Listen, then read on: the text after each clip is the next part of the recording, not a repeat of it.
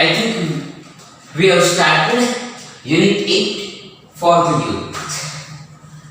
And in this lesson, we have completed two paragraphs. મારા ખ્યાલથી આપણે યુનિટ 8 સ્ટાર્ટ કરેલો અને એમાં બે પેરેગ્રાફ જેવા આપણે બતાવ્યા હતા અને એમાં જોયેલું કે સ્વતંત્રતા એટલે શું અને આઝાદી એટલે શું. જે કૃષ્ણમૂર્તિ આ પાઠના લેખક છે, જેને આપણે સામાન્ય રીતે એવું સમજીએ કે આઝાદી અને સ્વતંત્રતા એક જ છે, પરંતુ ના, એ બંને અલગ અલગ ચીજ છે. એમાં પાતળી ભેદરેખા છે. એને સમજવા માટે આપણે કેટલાક મારા પોતાના ઉદાહરણ જોયેલા અને આ ચોપડીમાં જે ઉદાહરણ આપેલું છે તે જોયેલું.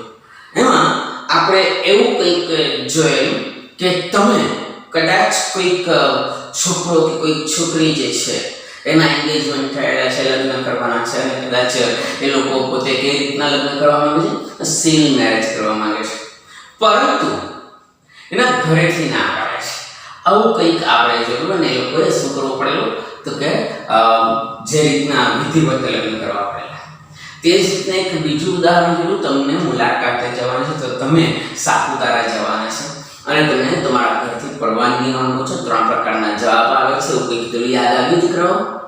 અને ત્યારબાદ હવે આ જે કૃષ્ણમૂર્તિ જે છે એ આઝાદી અને સ્વતંત્રતા એ બેમાં શું ફરક છે એનું વધારે ડિટેલની અંદર એણે આપ્યું છે. ફરી પાછા આપણે ફક્ત એ પેરેગ્રાફ જે છે વાંચી લઈએ.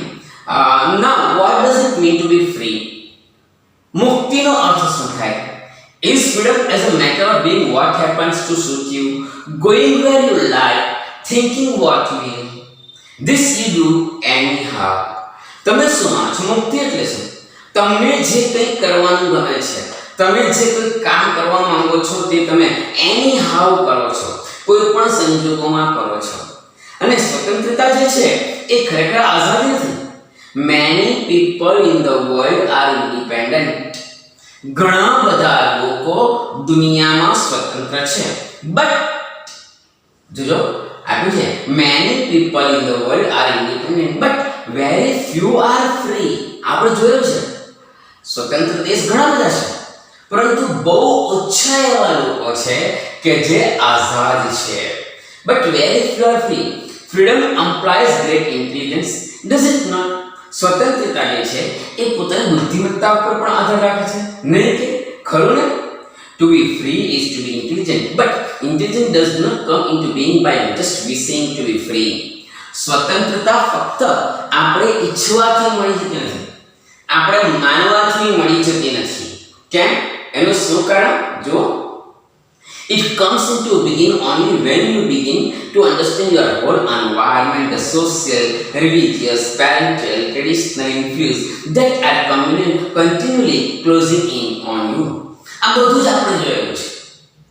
શું જોયું છે આપણે કે ખરેખર તો જો તમે ફ્રી હો ને, મુક્ત હો ને, તે મુક્ત તમે કઈ રીતના એના પર શું અસર કરે છે?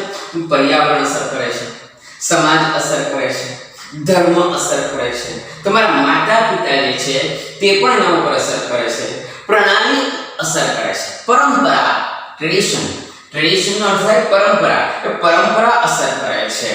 But to understand the various influence of your parent, of your government or society or the culture to which you belong, of your belief, your gods and superstitions of the tradition which you conform unthinkingly. આ બધું જ દીકરાઓ આપણે જોયેલું છે. તમારા ઉપર તમારા માતા પિતા અસર કરે, તમારી સરકાર અસર કરે, તમારો સમાજ અસર કરે, તમારી સંસ્કૃતિ અસર કરે, તમારી પોતાની માન્યતા અસર કરે. અરે ઇવન ભગવાન જે છે તે પણ આપણા ઉપર અસર કરે છે. અરે સુપરસ્ટિશન એટલે અંધશ્રદ્ધા, એ બી આપણે જોયું છે. એ અંધશ્રદ્ધા અસર કરે છે. અને તમે જ્યાંથી આવો છો તે દરેક બાબત, એની ટ્રેડિશન, પરંપરા જે છે એ તમને અસર કરે છે. પછી કહે છે which you conform unthinkingly to understand all this and become free from this requires deep insight, but you generally give in to them because inwardly you are frightened.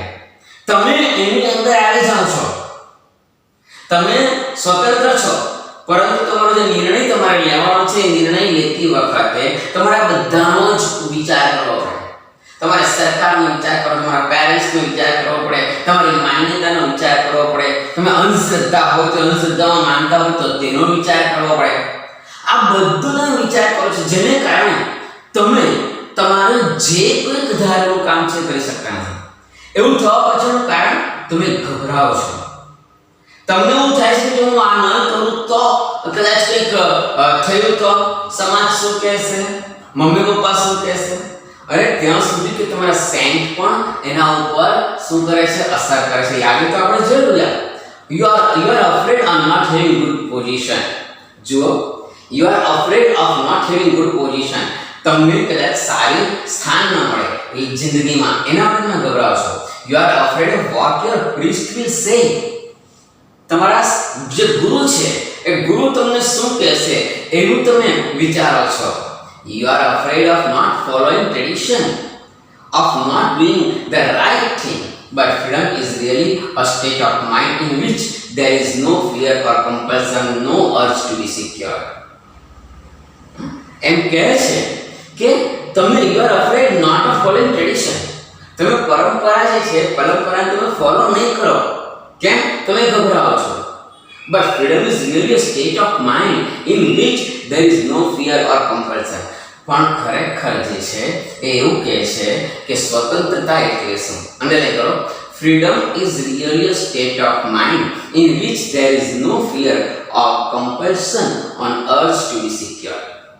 સ્વતંત્રતા એ છે કે જેમાં કોઈ પણ પ્રકારનો ગભરાટ ન હોવો જોઈએ, કોઈ પણ પ્રકારનું કમ્પલ્શન નહીં હોવું જોઈએ, કોઈ પણ પ્રકારની જબરજસ્તી નહીં હોવી જોઈએ, કોઈ પણ પ્રકારનું કામ કરવા માટે આજીજી ન કરવી પડતી હોવી જોઈએ. તો એને આપણે ફ્રીડમ તરીકે ઓળખાવી શકીએ, સ્વતંત્રતા તરીકે ઓળખાવી શકીએ. Don't most of us want to be safe? શું આપણામાંના બધા જે છે એ સલામત રહેવા નથી માંગતા? Don't we want to be told what marvelous people we are, how lovely we look, or what extraordinary intelligence we have?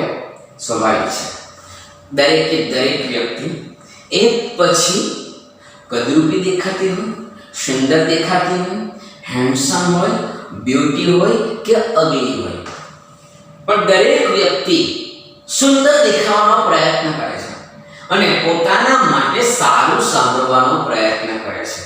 જુઓ, don't we want to be what marvellous people we are? શું આપણને એવું નથી ઈચ્છતા કે આપણે બહુ સરસ લોકો છીએ? હાઉ લવલી વી લુક, આપણે બહુ સુંદર છીએ. What extraordinary intelligence we have, આપણી પાસે કેટલી બુદ્ધિમત્તા છે, આપણે બુદ્ધિશાળી છે. આવું નથી ઈચ્છતા? અને એટલે જ તો otherwise we would not put letters after our names. અને નહીં જો એવું આપણે નહીં ઈચ્છતા હોત ને તો આપણે આપણું નામ છે ને એ નામને આપણે નહીં રાખતા. સર, નામ સાથે શું મતલબ?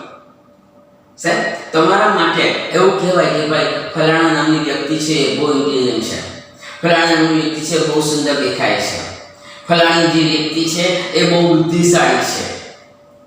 આવું આપણે સાંભળવા ઈચ્છતા હોઈએ. અને એટલે જ તો જો મેં ફલાણી શબ્દનો ઉપયોગ કર્યો, પણ તેની જગ્યાએ જો કદાચ તમારું નામ બોલું તો કે ભાઈ રાગિણી જે છે, કે ભાઈ રમેશ જે છે, કે રાઘવ જે છે, એવું બોલું તો તમને કેવી ફિલિંગ આવે? આ જ વસ્તુ અહીંયાથી લેવી છે. Okay, all that kind of things give us self assurance, a sense of importance. આ બધી જ વસ્તુ જે છે આપણને સેલ્ફ એશ્યોરન્સ આપે છે, જેને આપણે સ્વ ખાતરી કહીએ ને, આપણા પોતાનો વિશ્વાસ જેને કહીએ ને, એ આપણને આપે છે. અ સેન્સ ઓફ ઇમ્પોર્ટન્સ, આપણને આપણી અગત્યતા સમજાવે છે. We all want to be famous people, and the moment we want to be something, we are no longer. આપણે બધા જ છે ને એ જાણીતા બનવા ઈચ્છીએ છીએ, આપણે બધા જ લોકપ્રિય બનવા ઈચ્છીએ છીએ. ફેમસ અને આ જાણીતી એટલે ફેમસ, પણ લોકપ્રિય બનવા ઈચ્છીએ છીએ. જાણીતું કોઈ પણ બને, ખૂન કરે તો પણ જાણીતું થઈ જવાય, પણ આપણે એવા બનવાનું નથી, આપણે લોકપ્રિય બનવાનું છે. પોપ્યુલર જેને આપણે કહીએ ને તે બનવા ઈચ્છીએ છીએ. And the moment we want to be something we are no longer free. આ સેન્ટેન્સ બહુ સરસ છે કે જે વખતથી આપણે કોઈક બનવા ઈચ્છીએ ને તો ત્યારે આપણે મુક્ત નથી. જે વખતે આપણે કોઈક બનવા ઈચ્છીએ ત્યારે આપણે મુક્ત નથી. એનો અર્થ એમ થાય કે કેટલીક વ્યક્તિઓ કહે છે, માની લઈએ કે Gandhiji is my favourite, my idol is Gandhiji, I like Gandhiji, I like Swami Vivekananda, I like Sardar Patel, I like Rabindranath Tagore, I like Abdul Kalam. દરેક વ્યક્તિને કોઈક વ્યક્તિથી આકર્ષાયેલા હોય. મારે અબ્દુલ કલામ જેવા બનવું છે, મારે સ્વામી વિવેકાનંદ જેવું બનવું છે. તમે અબ્દુલ કલામ જેવા બનવા માંગો છો, એના વિચાર તમને ગમે છે, એના વિચાર ગમે છે ત્યાં સુધી આપણને કોઈ વાંધો નથી. હવે તમે એના કેટલાક વિચારને એડપ્ટ કરી લો, લઈ લો, એનો કોઈ વાંધો નથી. પણ તમે એમ કહેશો કે મારે સ્વામી વિવેકાનંદ બનવું છે, તો તમે બહુ બધો સ્વામી વિવેકાનંદ જેવા બની શકો, બહુ બધો અબ્દુલ કલામ જેવા બની શકો, બહુ બધો તમે ગાંધીજી જેવા બની શકો. આઈ એમ ફોલોવર ઓફ અબ્દુલ કલામ. હું અબ્દુલ કલામનો અનુયાયી છું. તમે અનુયાયી જ રહેશો, યાદ રાખજો. પણ એના કરતા તમને કોઈ ગમે છે તો વાંધો નથી, પણ તમે એના જેવા બનવા પ્રયત્ન નહીં કરો. તમે એના જેવા પ્રયત્ન નહીં કરો, એના જેવા બનવા પ્રયત્ન નહીં કરો. એના વિચારો તમને ગમે છે ઇટ્સ ઓકે, પણ એના જેવા નહીં બનો. તમે જે છે તે બનો. તમે જે છે તે બનો ઇન ધ સેન્સ કે માનીએ કે તમારું નામ જે છે એ મુકેશ છે, તો તમે મુકેશ બનવા જ પ્રયત્ન કરો ને. શા માટે તમે સ્વામી વિવેકાનંદ બનવા પ્રયત્ન કરો છો? તો બહુ બધું તમે સ્વામી વિવેકાનંદ જેવા બની શકશો, પણ તમે નહીં બની શકશો. તમારા પોતાના વિચાર રજૂ કરો ને. સ્વામી વિવેકાનંદનો વિચાર તમને ગમ્યો, ઓકે, મગજમાં ઉતાર્યું, સરસ, ગુડ, વેરી નાઇસ. પણ ત્યાર પછી તમે એના વિચારને ફોલો કરો તેની સમસ્યા.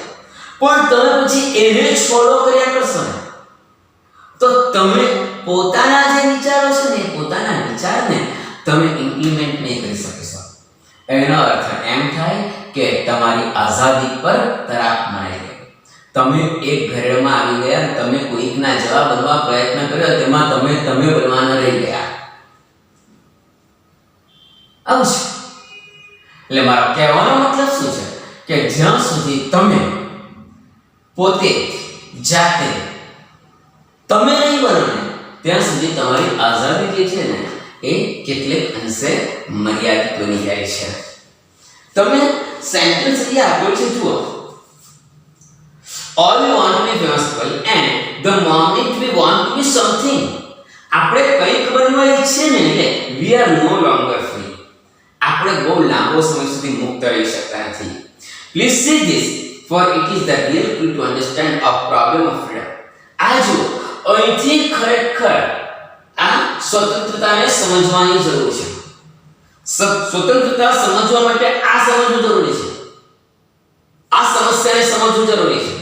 Whether in this world of politicians, power, position and authority, or in the so-called spiritual world where you are aspired to virtuous, noble, saintly, the moment you want to be somebody, you are no longer free.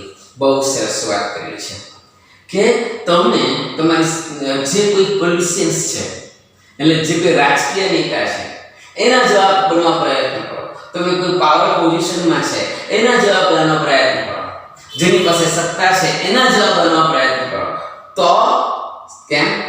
તો જોજો, or in the so cold spiritual world, આ spiritual ધાર્મિક આપણા દેશની અંદર, આ દુનિયામાં કેટલા બધા સંતો છે, એના જેવા બનવા પ્રયત્ન કરો. તો શું થશે?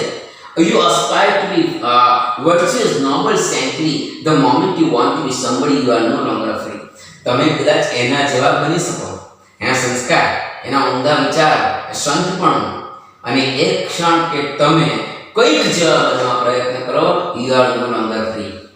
તમે બહુ લાંબો સમય સુધી મુક્ત રહી શકશો નહીં. But the man or woman who sees the absurdity of all these things, and whose heart is therefore innocent and therefore no moved by the desire to be somebody, such a person is free. બહુ અગત્યનો sentence. કઈ વ્યક્તિ free છે, કઈ વ્યક્તિ મુક્ત છે, કઈ વ્યક્તિ આઝાદ છે? તો જે